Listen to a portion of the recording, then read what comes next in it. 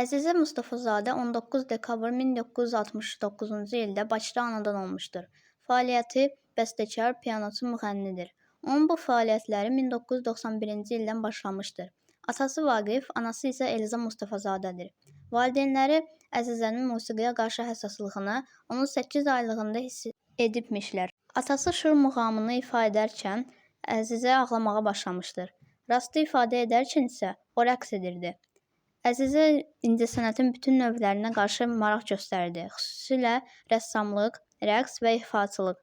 Dekabrın 16-sı 1979-cu ildə Əzizənin 10-cu yaşının tamam olmasına 3 gün qalmış, atası 39 yaşında Daşkənddə ürək tutmasından vəfat edir.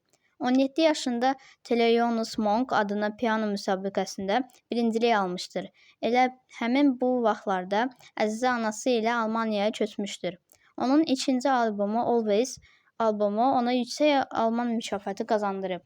Əzizə həmçinin 2022-ci ilin oktyabrında 14 ildən sonra ilk dəfə Azərbaycanın paytaxtında çıxış etmişdir. Bu isə onun çıxışlarından biridir.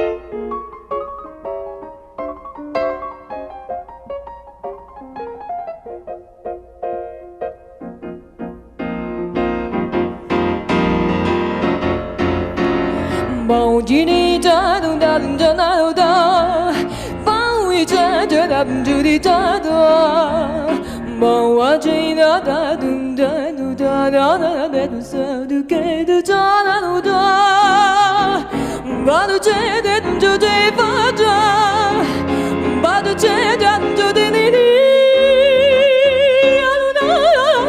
cha đâu kể để cho cha bên đâu kể để cho cha đâu để đâu